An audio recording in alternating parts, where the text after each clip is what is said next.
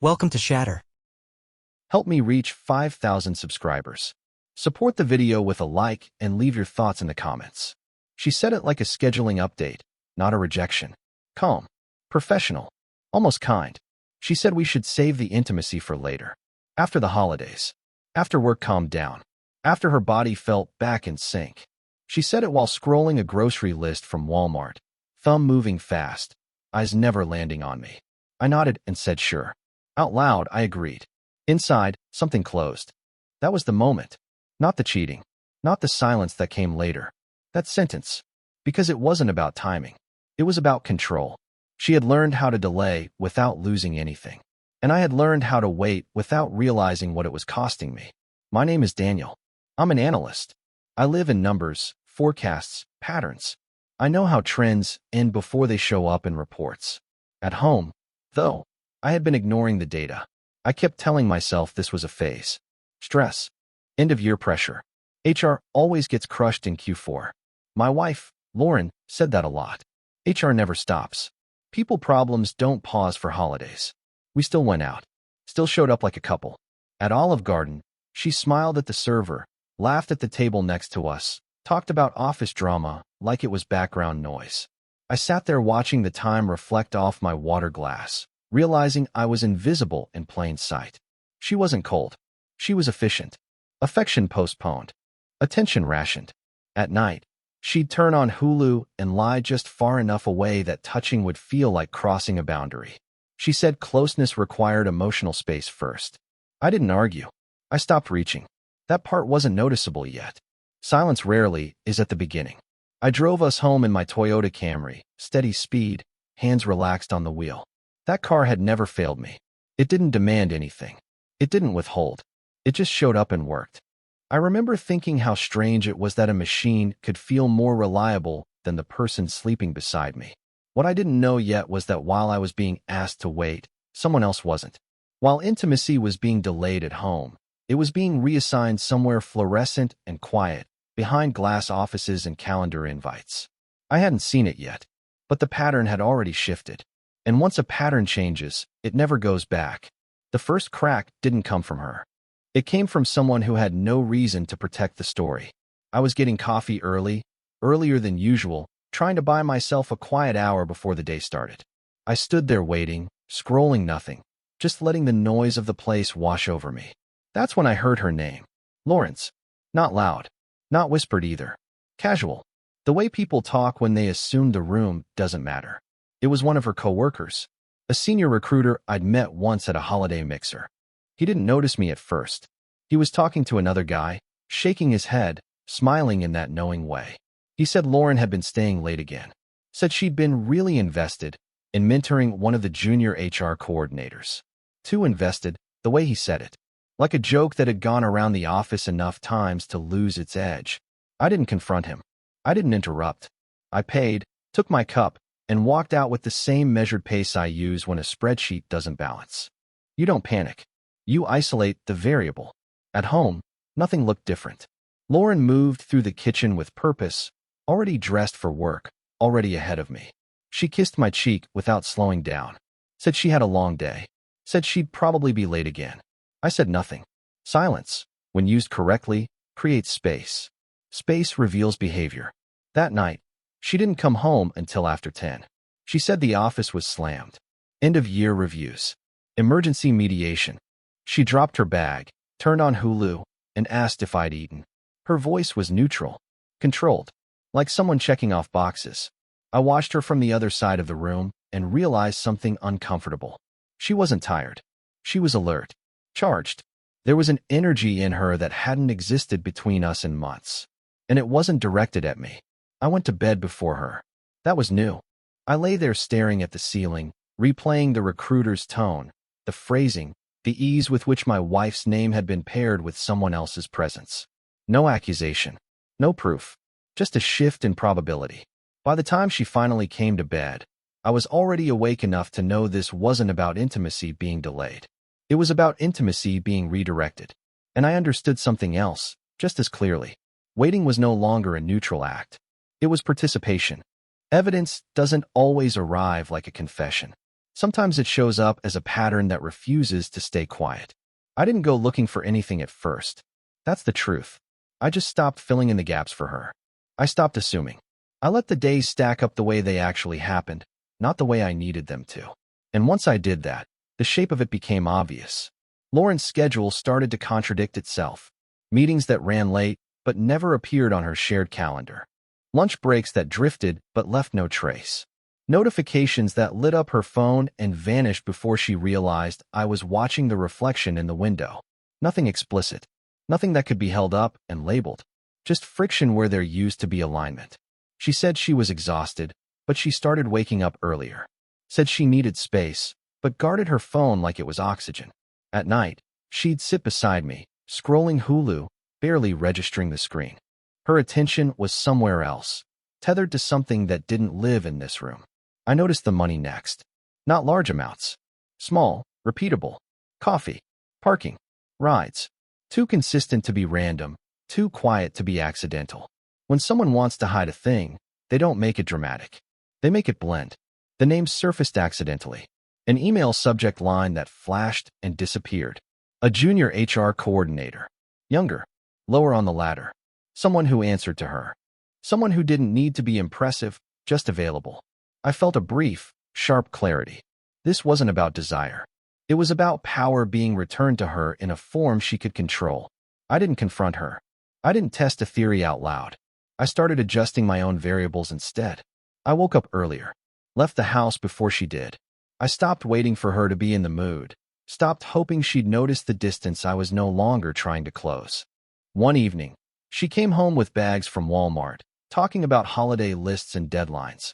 Already planning for a future I was quietly exiting. I helped unload them without comment. My face didn't change. She didn't notice. People rarely notice when you stop offering resistance. That night, lying awake, I understood the most important part. I didn't need proof that would satisfy anyone else. I needed confirmation for myself. And I had it. The marriage hadn't paused. It had been replaced. I didn't announce anything. That was the point. Disappearing isn't about distance. It's about removing access without triggering alarms. I didn't pack a bag in front of her. I didn't say I needed space. I just stopped structuring my life around her availability. It started small. I changed my mornings. Alarm earlier. Gym before sunrise. When she woke up, I was already gone. No note. No explanation. Just absence where presence used to be guaranteed. She didn't comment at first. Lauren was used to controlling timing. She assumed this was temporary, a phase she could reschedule later. That's what she did with everything. Delay now, reclaim later. I came home later too. Not dramatically late. Just late enough. Dinner already done. Lights dimmed. Hulu playing something she wasn't watching. I'd nod, shower, sit on the opposite end of the couch, scroll through my phone, then go to bed without waiting for her. It confused her. Confusion creates anxiety when someone is used to leverage. She asked if everything was okay. Not emotionally. Logistically. I said work was busy, which was true. I didn't add anything else. Silence leaves room for imagination, and imagination is harsher than facts. One night, she tried to initiate closeness. Not intimacy. Proximity. She leaned in, touched my arm, suggested we slowed down together over the holidays. I didn't pull away. I just didn't lean in. I stayed neutral, present, unavailable. The shift unsettled her. I could feel it. Her attention sharpened. Her phone habits changed. She started watching me the way I had been watching her weeks earlier. That reversal was the first real signal that the balance had moved. I updated my wardrobe quietly. Nothing loud. Clean lines. Neutral colors. A few things from Old Navy, bought without commentary. I didn't explain the change. People notice effort most when it's no longer offered to them. She started coming home earlier. Asking about my schedule. Asking if I was tired. Asking if we could plan something. The irony wasn't lost on me. The door she had closed was no longer where she left it. I kept driving my car like always. Same route. Same speed. Same calm. Reliability isn't weakness. But availability is optional. By the time she realized I wasn't waiting for the holidays anymore, it was already too late. I hadn't disappeared from the house. I had disappeared from the role. And that's when she began to panic. The thing about power is that it makes people careless once they think they've secured it. I didn't have to follow her.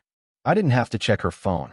The structure around her started collapsing on its own the moment she realized she no longer had me as a constant. Attention shifted. Focus cracked. And when that happens, other people notice. The junior coordinator did something predictable. He overreached. Not with her directly, but around her. He started talking too much at work, acting confident where confidence wasn't earned. When someone builds their sense of importance on borrowed authority, they forget where the limits are. I heard about it through channels I trusted. Office rumor has a rhythm. You learn to read when it's idle noise and when it's about to turn operational. Complaints. Misfiled documentation. A comment made in the wrong meeting. HR lives on precision. Sloppiness is fatal there. I didn't intervene. I didn't warn anyone. I didn't connect dots for them. I just stopped being a buffer. Lauren had always leaned on my steadiness, my predictability. Without it, she was exposed to the consequences of managing two realities at once. She came home agitated one evening. Not angry, uneasy. She talked faster than usual, pacing, replaying conversations that didn't land the way she expected. She said someone at work was being unprofessional. She didn't use his name. She didn't need to. I listened without reacting. We went to Olive Garden that weekend out of habit more than desire. Same booth. Same menu. She kept checking her phone. I watched her hands tremble slightly as she lifted her glass. Control slipping doesn't announce itself loudly. It leaks. On the way home, she slowed near a jewelry store. K Jewelers, windows lit too bright against the early dark. She glanced at it longer than necessary. I didn't look. I kept my eyes on the road. That was the moment she understood something irreversible. I was no longer negotiating value through gestures. At work, the junior coordinator was quietly removed from sensitive tasks. Not fired, not confronted, just sidelined. That kind of demotion speaks volumes in corporate spaces. Lauren came home silent that night. She tried to reconnect, asked questions about my day, my plans, my schedule. I answered politely, briefly. No hooks, no warmth, no resentment either. The structure she built had failed her. Not because I attacked it, because I stepped away and let gravity do the rest. And for the first time, she understood that losing control doesn't look like chaos. It looks like being irrelevant. The social shift didn't come with an announcement. It came with omission. Lauren was used to being the center of quiet gravity. At work, with friends, even in our marriage. People checked in with her, deferred to her, adjusted around her tone. That started to change once her certainty cracked. It showed up first in small gatherings. A friend's dinner where conversations kept moving without her steering them. A group chat that stayed active even when she went silent. She noticed it before anyone else did. That's how it always happens. Power loss is felt internally long before it becomes visible. One evening, she came home and turned on Hulu out of habit, the screen lighting up the room while she sat rigid on the couch. She wasn't watching. She was waiting. For a message. A signal. Something that didn't come. I sat across from her, calm, distant, not filling the space she kept expecting me to reclaim. She asked if I thought she seemed distracted lately. Not worried. Curious. I said I hadn't noticed. That answer landed harder than silence. When you're used to being tracked emotionally, neutrality feels like abandonment. At work, the air around her shifted. The junior coordinator was no longer a topic. Not because it was resolved, but because it had become inconvenient. People don't like proximity to instability. They step back quietly. HR especially. Control is currency there. Once it's questioned, people stop investing. She tried to regain footing by leaning into the familiar. Holiday planning. Lists. Errands. One afternoon, she came back from Walmart talking fast about decorations we didn't need and dinners we hadn't planned. She kept asking my opinion. I gave it when asked, but I didn't engage beyond that. Participation is different from presence. Later that night, she asked if we were okay. Not emotionally. Strategically. I told her we were fine. Which was true. I wasn't angry. I wasn't hurt anymore. I was simply no longer available to be managed. The realization hit her slowly. Friends didn't ask her advice as often. Coworkers looped her in later than before. And at home, the one person she had always assumed would absorb the overflow was no longer positioned to do so. She wasn't exposed by confrontation. She was exposed by absence. And that's when the isolation began to set in. Not loud, not dramatic, just unmistakable. Isolation doesn't look like loneliness at first. It looks like restlessness. Lauren started hovering. Not physically, but emotionally. She lingered in doorways. Asked questions she already knew the answers to. Commented on small things I did differently, as if naming them might pull me back into alignment. I stayed polite, steady, unreactive. That unsettled her more than anger ever could. She stopped staying late at work. Started coming home on time, sometimes earlier. The house filled with her presence again, but it felt unfamiliar now, like a sound that no longer matched the room. She tried to mirror my calm. It didn't fit her. Calm, when it's forced, reads as tension. At night, she sat closer. Not touching, watching. Hulu played in the background, the same show cycling, but neither of us followed the plot. She wanted me to notice the effort. I did. I just didn't reward it. She brought up the holidays again. Said things were slowing down. Said she finally felt ready to reconnect. The word hung there, heavy, ready, as if access was something she could grant on a revised timeline. I nodded. I didn't agree or disagree. I let the moment pass. That was when she realized she was alone in the room, even with me sitting across from her. She started changing how she looked. Subtle upgrades. New cuts. Clothes that fit better. I recognized some of it from Old Navy. Tags still folded neatly away. She wanted to look current. Relevant. Desired. I noticed without responding. Desire that has to be announced is already negotiating from a deficit. One evening, she tried to recreate something old. A shared memory. A joke we used to circle back to. I smiled at the right moment. The smile didn't reach anywhere else. She washed my face carefully, searching for an opening that no longer existed. The junior coordinator stopped coming up at all. Not because he was forgotten, but because he had failed his purpose. He was never meant to last. He was meant to fill a gap temporarily. Now the gap had moved, and she couldn't reach it. I kept my routine unchanged. Early mornings. Late returns. Neutral tone. No arguments. No punishments. Just consistency. That's what finally broke her rhythm. There was nothing to push against. Isolation isn't being abandoned. It's realizing the person you relied on has reorganized their life without you at the center. And by then, she could feel it. I wasn't pulling away anymore. I was already gone. The confrontation didn't arrive as an explosion. It came as a quiet interruption. She waited until a night when the house felt still enough to hold the weight of it. No television. No phone in her hands. Just her sitting at the kitchen table long after dinner, posture tight, eyes tracking my movements like she was afraid I might vanish if she looked away. She asked if we could talk. Not urgently. Carefully.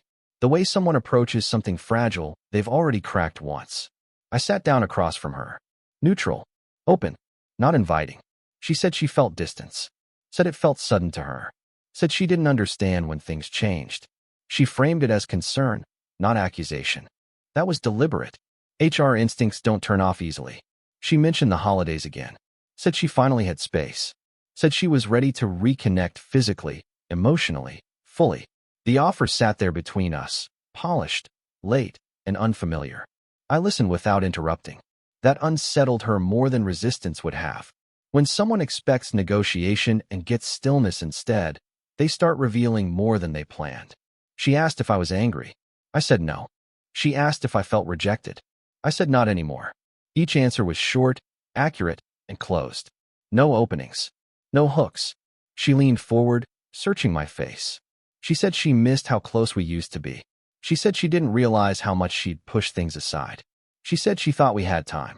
That was the moment. Not for a speech. Not for a reveal. Just for alignment. I told her that I had stopped waiting. I didn't say why. I didn't name anyone. I didn't bring up timelines or betrayals. I said I had reorganized my life around consistency instead of hope. Her expression shifted. Not anger. Not sadness. Recognition. She saw it then. This wasn't punishment. This was completion. She reached for my hand. I didn't pull away. I didn't hold on either. The contact hovered, unsure, then withdrew. Later that night, she turned on Hulu out of reflex, volume low, lights dimmed. She sat beside me like she used to, closer than before, waiting for the moment to tip. It never came. I stood up, told her I was going to bed, and meant it.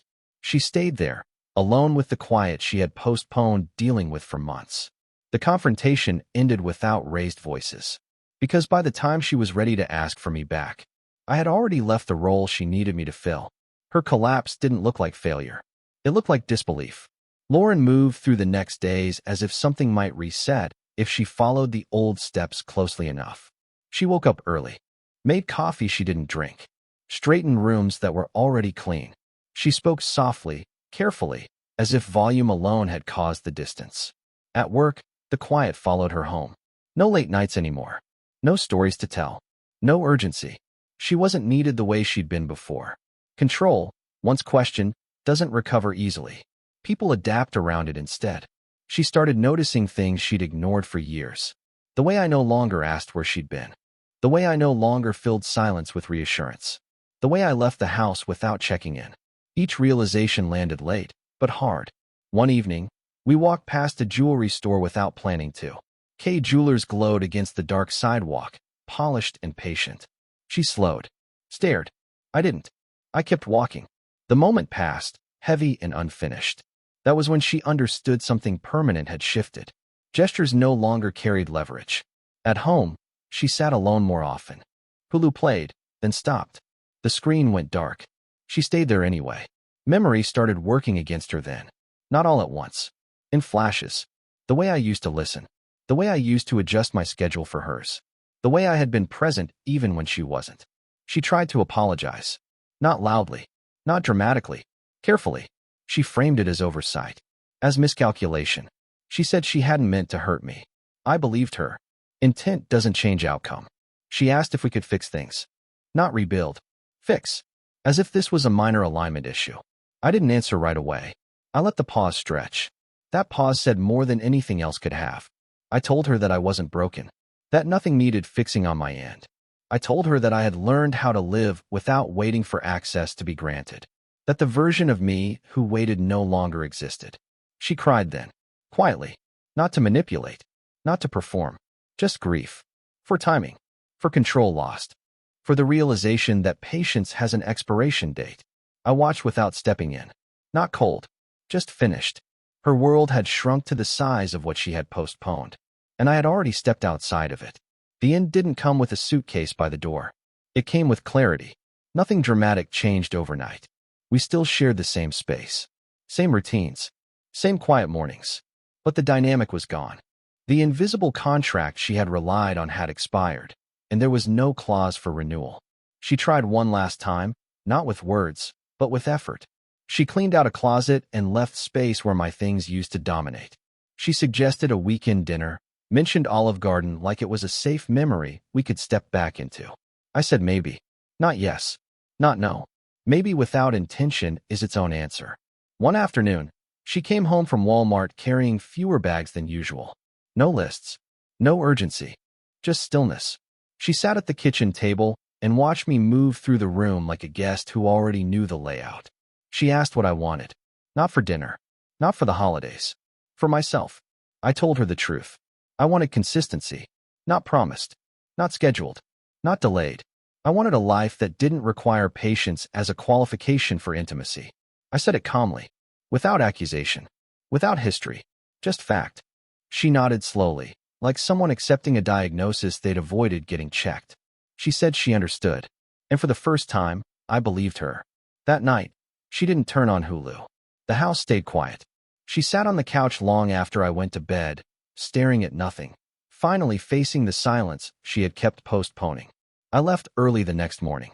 Drove without music. Same route. Same calm. The car moved the way it always had, steady and reliable. I realized then that I wasn't leaving her. I had already left the version of myself that waited to be chosen. Later, she texted. Not a plea. Not a demand. Just a message saying she was ready now. Fully. Honestly. No delays. I didn't reply right away. When I did, it was simple. I told her I hadn't disappeared. I had just stopped showing up where I wasn't respected.